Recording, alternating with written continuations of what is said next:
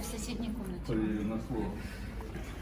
Пожалуйста. Проходите. Очень ждут. Может быть, вы как-то... Вы находитесь. Когда будут дальше, проходите, пожалуйста. Здравствуйте.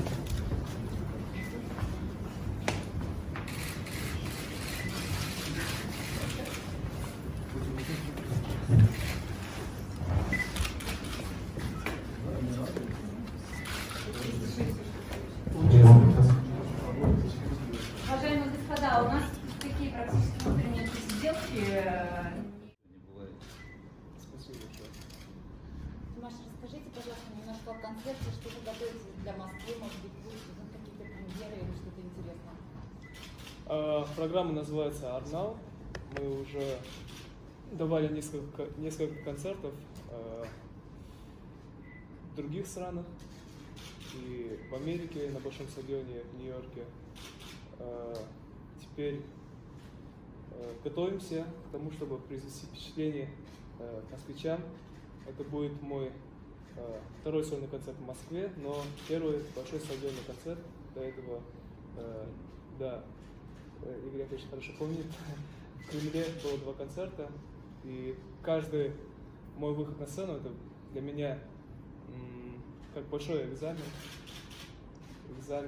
где не обманешь уже преподавателей, где никого уже не удастся обмануть. И я отсюда еще благодарен Игорю Яковлевичу за то, что... Я при чем? Нет, но было время, после проекта I'm Singer, я находился уже пару лет в Китае, и были предложения с России, но мы выстроили мою творческую деятельность, так скажем, запланировали по-другому, и как только Игорь Яковлевич предложил спеть в качестве гостя на «Новой волне», у меня вообще прям радости не было предела, потому что я с детства очень мечтал поработать с Игорем Яковлевичем, и прям мечты осуществляются. Я дело в том, что Димаш говорил, я с детства смотрел, как вы за роялем аккомпанируете Ларе Фабер, и думал, блин, почему ей, а не мне?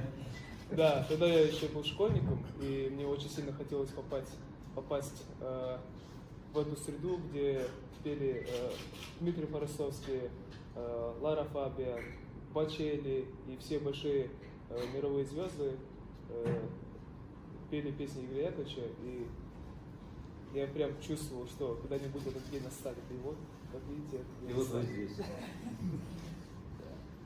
Уважаемые коллеги, есть ли у вас вопросы? Можно ли? Да, пожалуйста. Наша Цветовая Москва, меня зовут Полина. Здравствуйте, доброе утро. Я вас помню. Вот, вопрос такой вот. Вы сами сказали, да, что Димаш это своего рода феномен, нет особых ротаций на радио.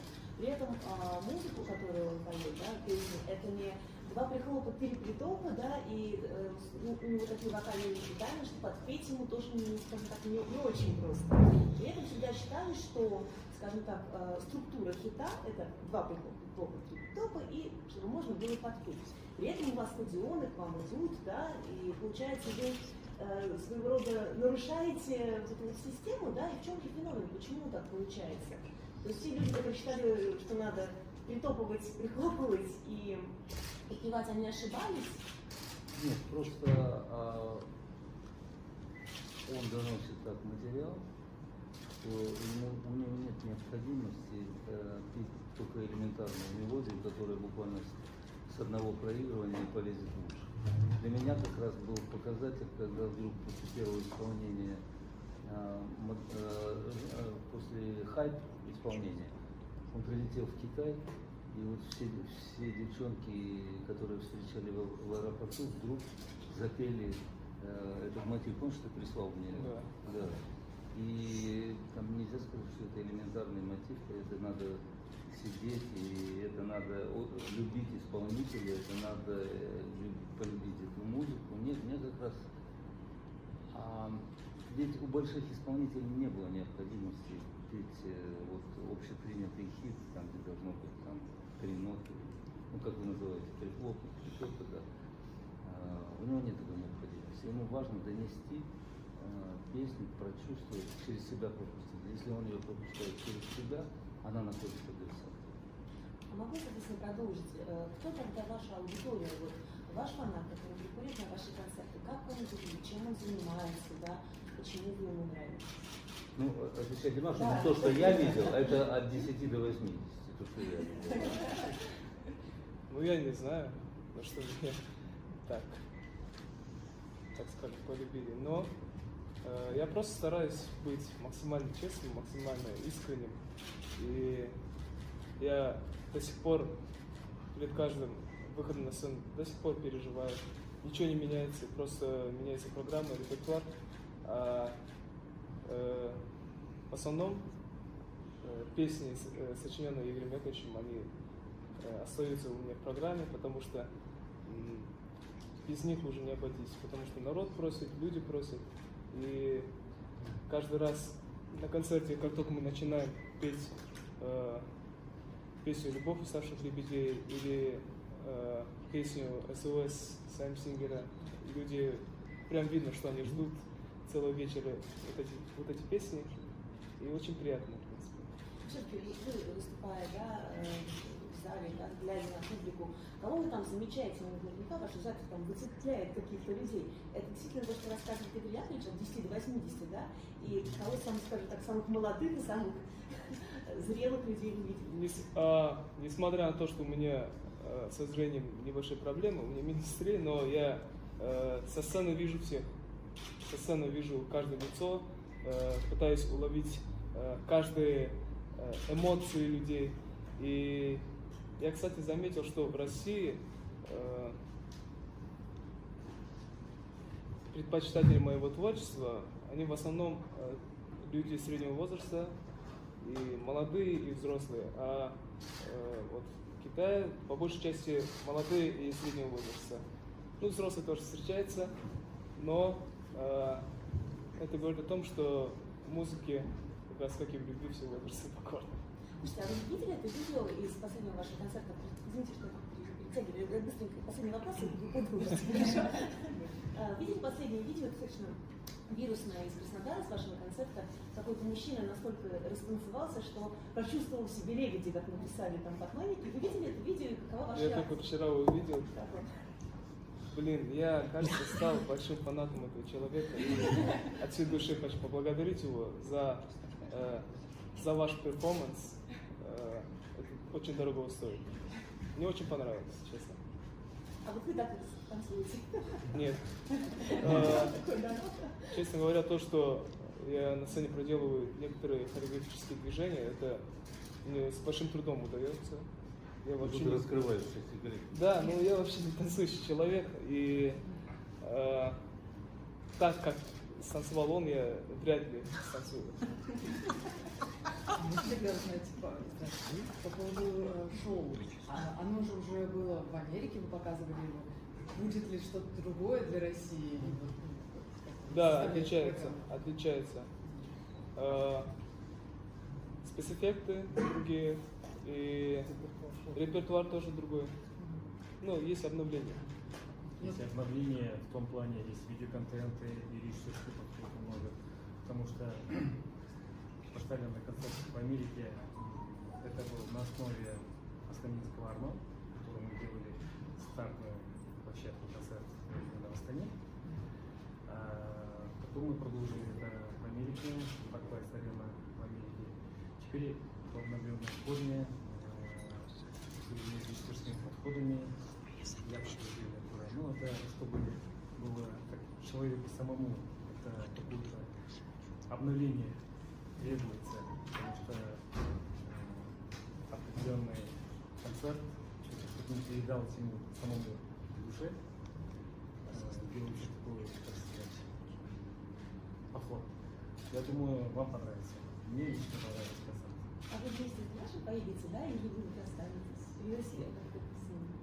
У нас есть творческий центр, который называется Димаш Ли, и это его же имя, когда-то в 1998 году был создан, когда 4 года. годика, да, все существующие. Вот и определили мой возраст. И поэтому как бы всегда ходить и помогать как бы, его творчестве и радоваться его успехам. Это для меня огромная радость. Поэтому, естественно, поэтому. Еще мама со мной постоянно. Члены семьи у нас Бабушка всегда, тоже приезжала. Да. по возможности, Дедушка да, тоже. да, когда по возможности, естественно, мы собираемся всей семьей оказаться на его концертах. Это, ну, во-первых, моральная поддержка не ему, а нам. Когда сам своими глазами видишь Игорь Яковлевич, и как-то спокойно душой, чем сидеть где-то. И поэтому, я думаю, Димашу тоже это приятно, когда родные находятся рядом. Еще родная сестренка на суфлерах сидит, а братишка на домбре играет. Семейный портрет. Да. Еще вопрос? Да, пожалуйста. Димаша, скажите, а не хотели бы вы выступить на Евровидении от России? Э, Казахстан не участвует же уже? Ну, я, конечно, с большим уважением отношусь к этому проекту, но я в данном случае не вижу необходимости мне вообще туда ехать, потому что у меня другие планы, и я вообще не думаю, что мне сейчас на конкурс надо ехать. И от России я бы с радостью поехал бы, если я был бы гражданином России. Но так как я родился в Казахстане и живу, и долгое время до этого жил в Казахстане, я практически считаю, что не имею права представлять другую страну, потому что я как патриот, я только буду представлять одну страну. И тем более в России очень много талантливой молодежи, которые Да. с большим достоинством представят эту же страну. Конечно. Конечно, каждый человек должен пригодиться там, где родился. Но, тем не менее, так получилось, что ваша фамилия оказалась, не знаю, вы знаете, список тех, кто, возможно, поедет на Евровидение, и вы там присутствуете. Как вы думаете, а почему, в принципе, вы оказались в этом списке? И если уж продолжить эту тему, вы говорите, что вам конкурсы теперь не очень интересны. А почему не интересны? Вы что, чем-то столкнулись, что вас как-то отвратило от этого? Или, ну, в общем... Нет, просто я к тому, что я каждый год до этого участвовал на конкурсах, и, честно говоря,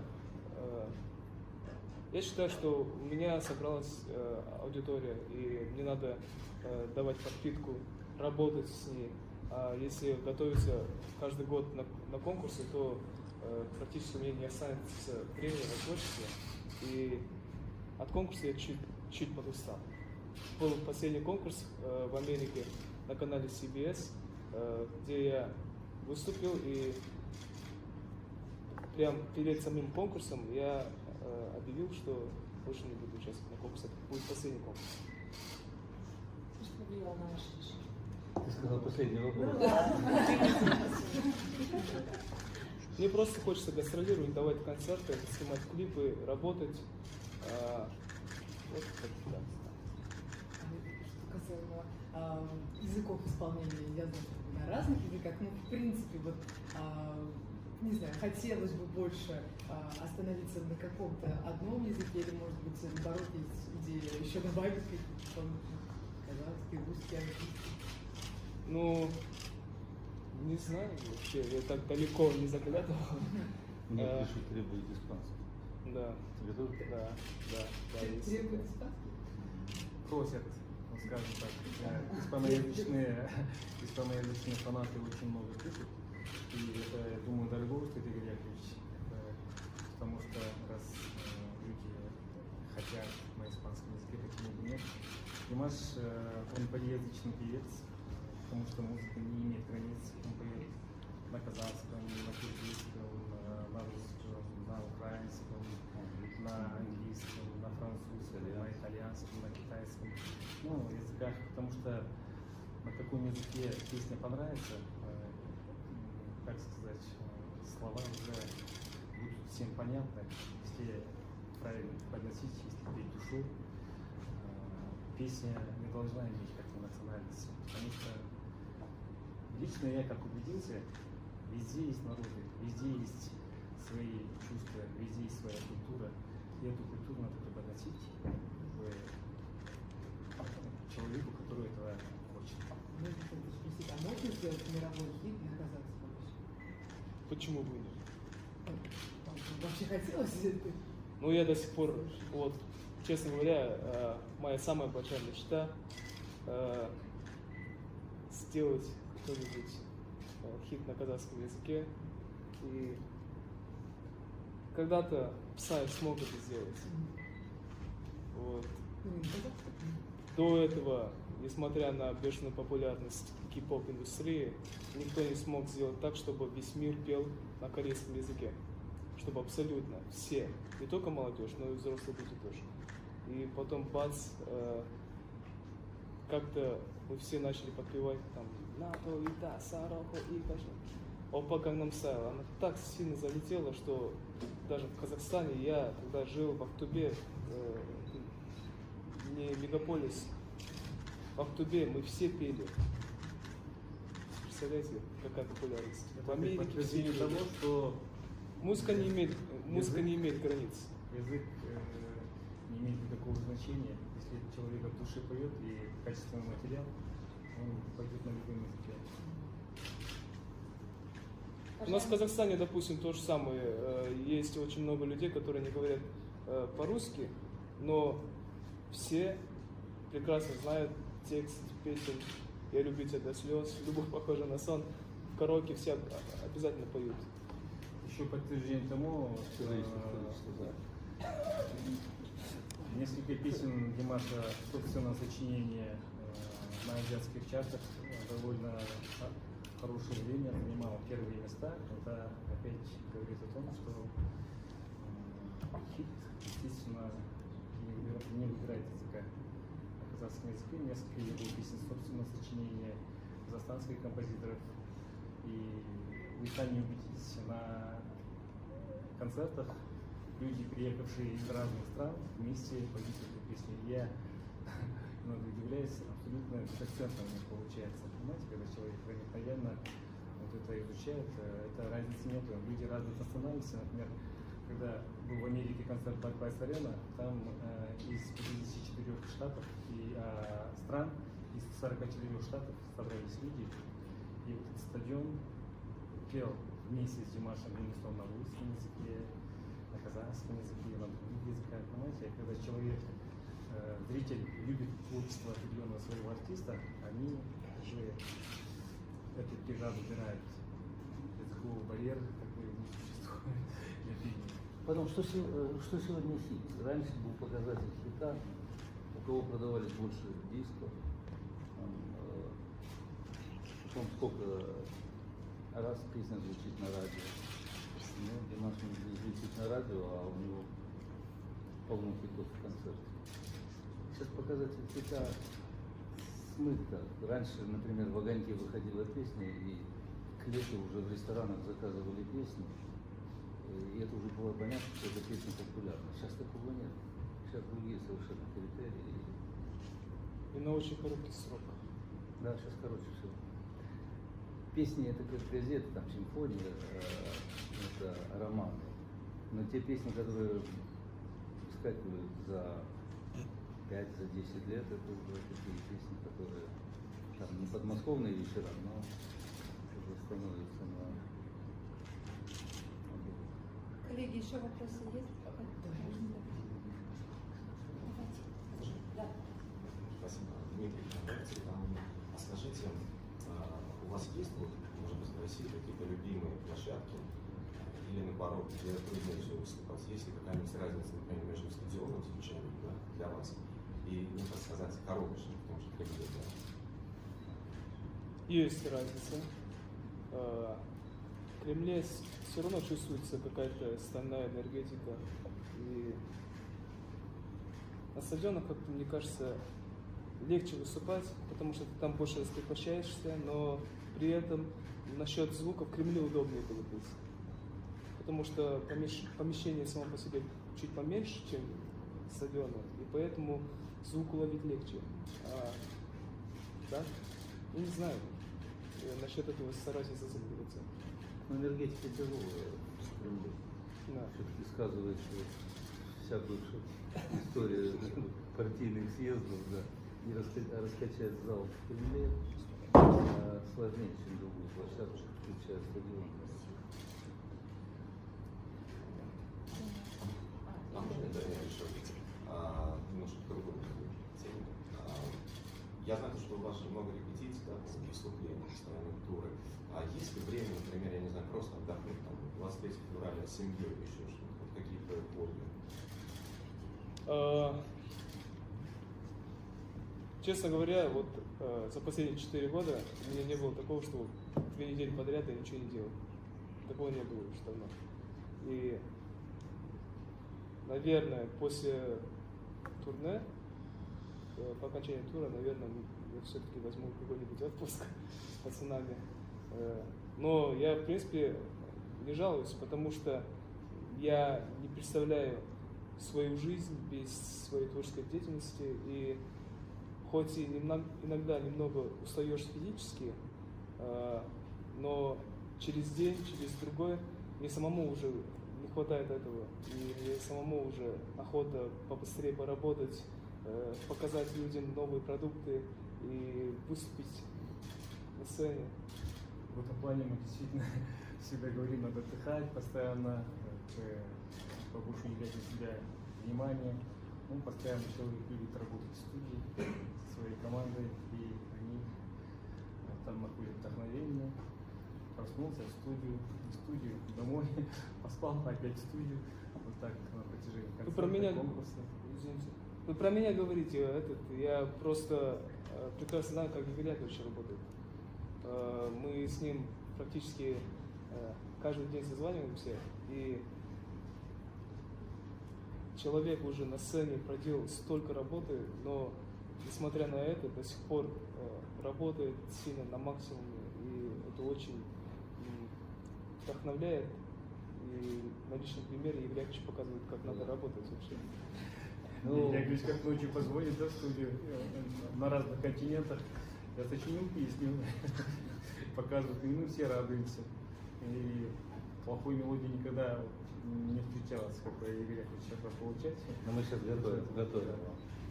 Вот это, кстати, песня мне очень понравилась. Уже написала стихи к нашей новой песне, писала Фабио. Вот.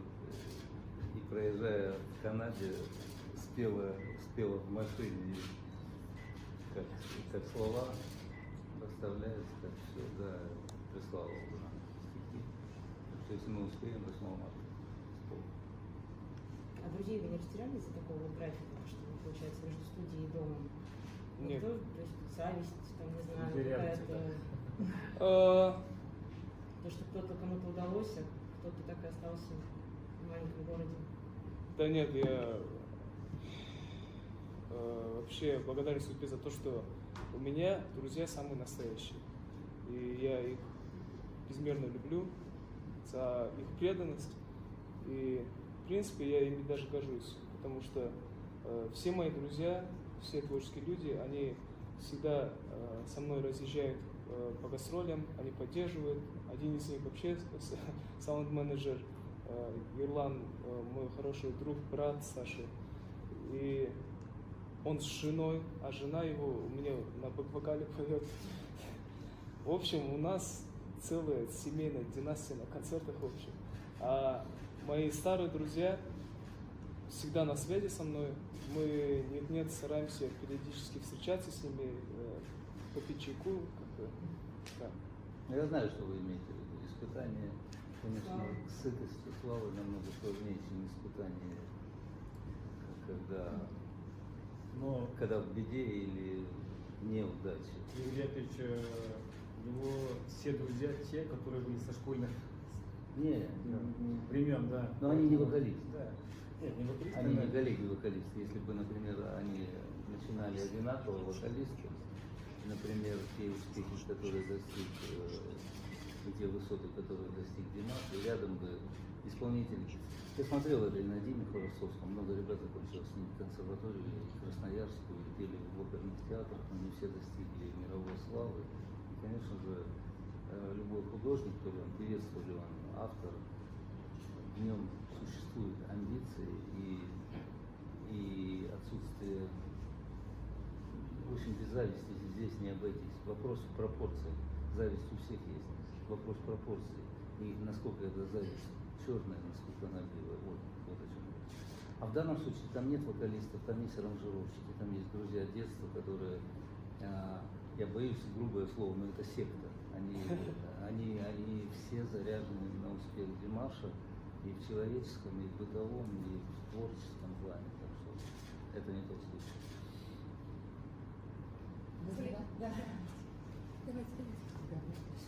Просто я спрашивала про язык, а еще интересно направленность.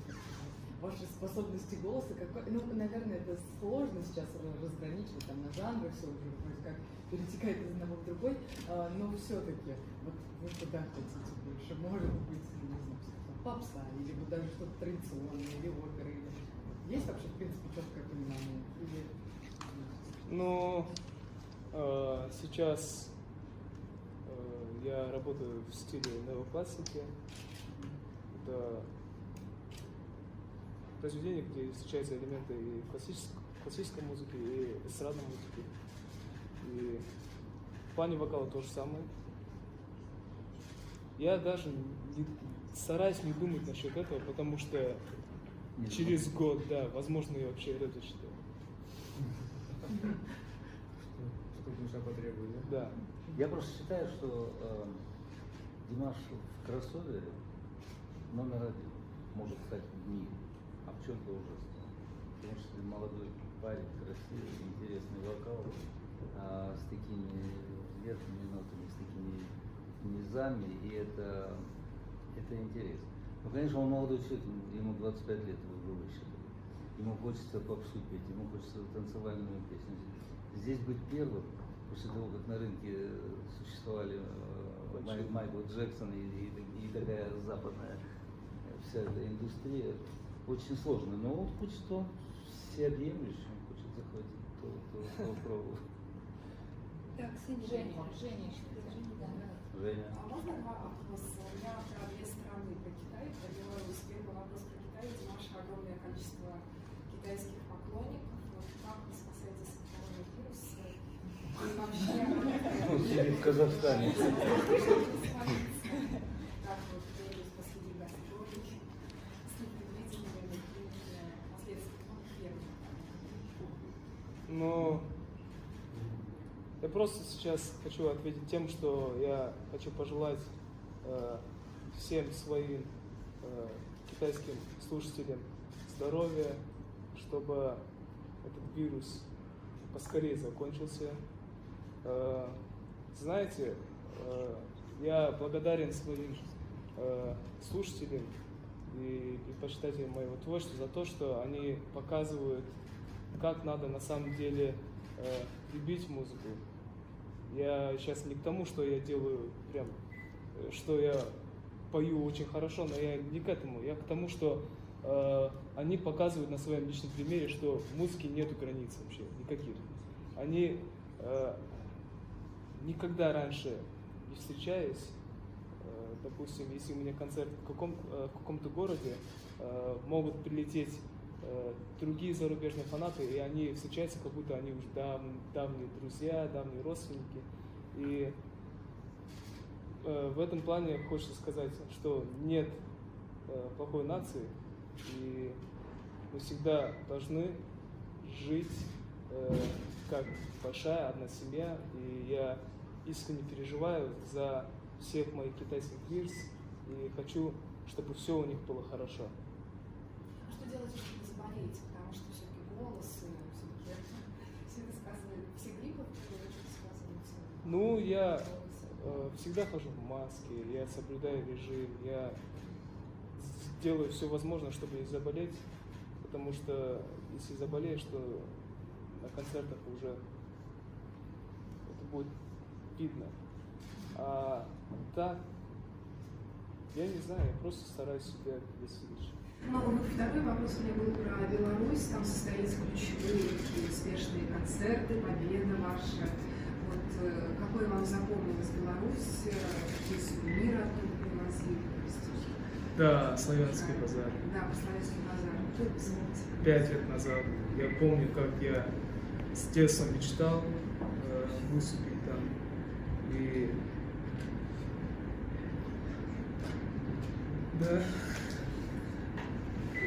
И был такой момент, мне предложили до этого, в 2014 году мне предложили поучаствовать там.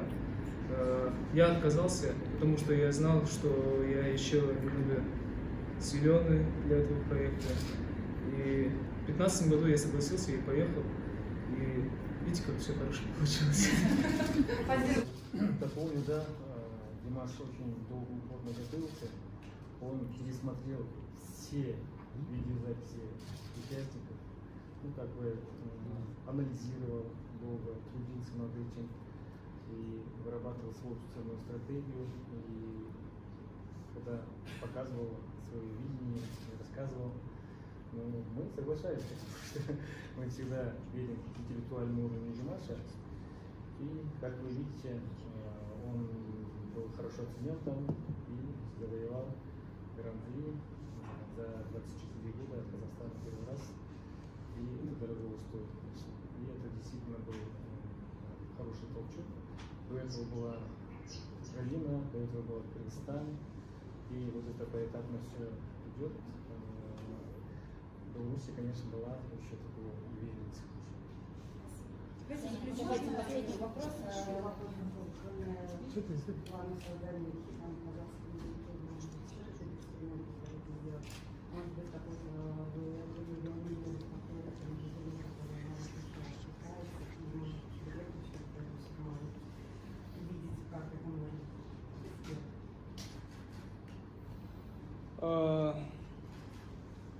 Ну, есть сейчас в планах есть. В будущем, возможно, мы сделаем дуэт с моим другом. Я сейчас не буду называть его имени, но он очень популярный. И он рэпер. Да. И он поет в азиатской группе.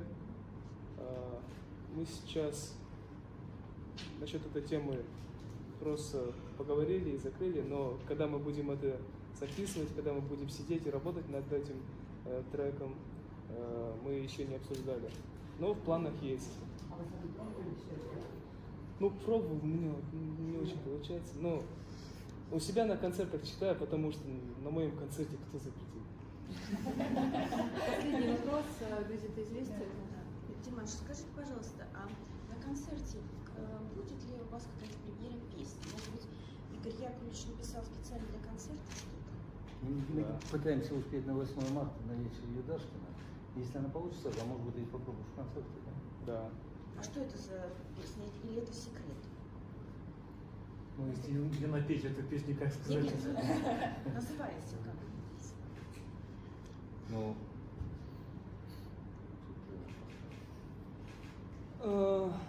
дай мне телефон, или не надо? А может, не надо? Сохраните интригу. Да. Но она красивая песня. Ну, на данный момент она называется просто версия номер 570. Игорь Яковлевич, Димаш, у нас в кустах припрятан рояль. Можем попросить вас что-то исполнить? Пожалуйста. Я постарался, но я сейчас голос берегу, мы сейчас съемки.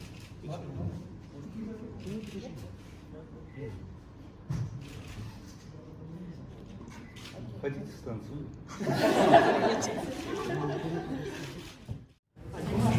Туда, пройдите заранее. Здравия.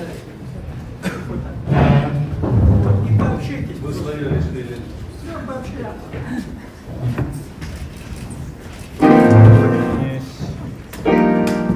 В кадре. Человек красный. Настраивали или нет? Как можно сказать? Нет.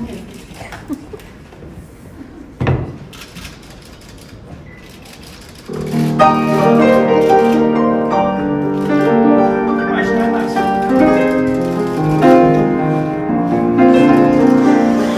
Оля.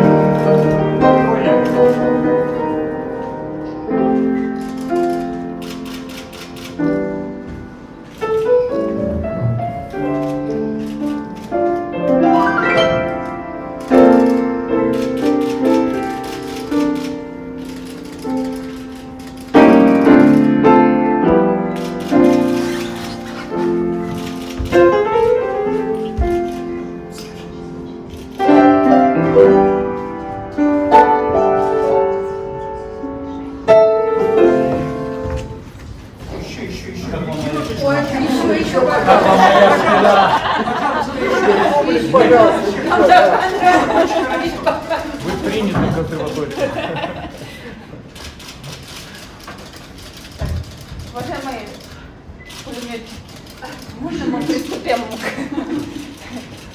к записи синхрона?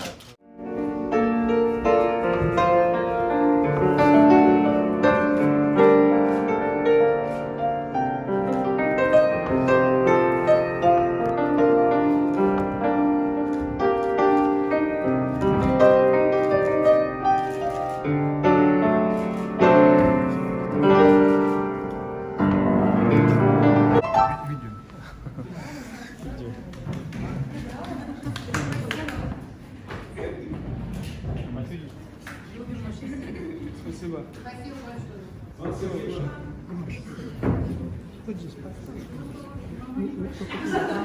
Давай водичку. Чуть-чуть, там колонка мешает. Чуть-чуть. Вот так, да.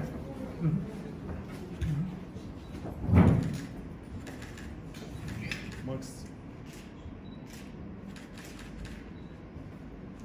сделай хорошее фото.